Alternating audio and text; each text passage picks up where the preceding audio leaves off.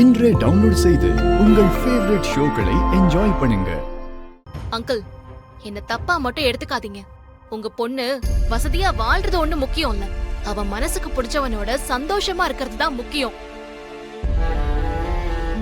பிடிக்காத பணக்காரங்க வீட்ல அவ சந்தோஷமா இருந்துருவானா சொல்லுங்க?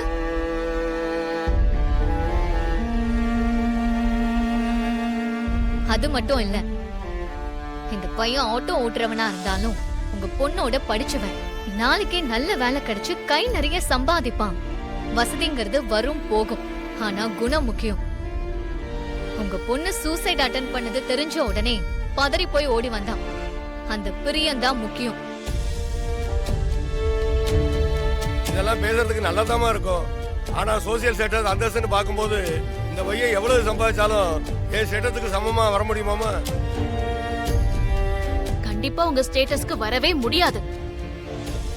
பிரியா, நீ போய் சூசைட் பண்ணிக்கோ போ. வேற வழியே இல்ல போ.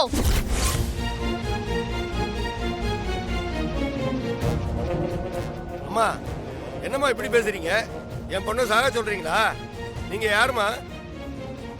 சுபத்ரா மேடம், உங்க மருமக எப்படி பேசுறாங்க பாத்தீங்களா? அவ பேசுறதுல என்னங்க தப்பு இருக்கு? அவ சூசைடுக்கு ட்ரை பண்ணான்னு தெரிஞ்சும் நீங்க இந்த மாதிரி பேசுறீங்களே, கொஞ்சமாவது இறங்கி வாங்க சார். இப்ப என்ன, இந்த பையனுக்கு வேலை இல்ல அவ்வளவுதானே? இப்பவே என் மேனேஜருக்கு போன் பண்ணி இந்த பையனுக்கு வேலை கொடுக்க சொல்றேன். மாசத்துக்கு ஒரு 70,000 சம்பளம் கொடுக்கறேன். 2 பேருக்கு குடும்பம் நடத்த இது போதாதா? வேற என்ன வேணும் சொல்லுங்க? கேட்டீங்கல்ல, உங்க அந்தஸ்துக்கு ஏத்த மாதிரி நகையும் செலவும் மாப்பிள்ள சார்பா நான் பண்றேன். எல்லா செலவையும் நான் ஏத்துக்கிறேன். இந்த கல்யாணத்தை நீங்க நல்லபடியா பண்ணுங்க. ஓகே தானே? உங்க வசதி தெரிஞ்சும் பொண்ண கல்யாணம் பண்ணிக்காம பிளாக்மெயில் எதுவும் பண்ணாம ரொம்ப நாகரிகமா ஒதுங்கின இந்த பையனை விட வேற ஒரு நல்ல பையன் உங்களுக்கு கிடைக்கவே மாட்டான். கல்யாண செலவை இந்திராணியே ஏத்துக்கிறேன்னு சொல்றாங்க. அப்புறம் என்ன உங்களுக்கு? நீங்க எல்லாரும் சொன்னதை கேட்ட பிறகுதான் எனக்குள்ள ஒரு தெளிவு வந்திருக்குமா. எப்ப என் பொண்ணு எனக்காக இப்படி ஒரு முடிவெடுத்தாலோ அதுக்கப்புறம் என்னால பிடிவாதம் பிடிக்க முடியாது. எனக்கு என் மக முக்கியம், அவளோட வாழ்க்கை முக்கியம்.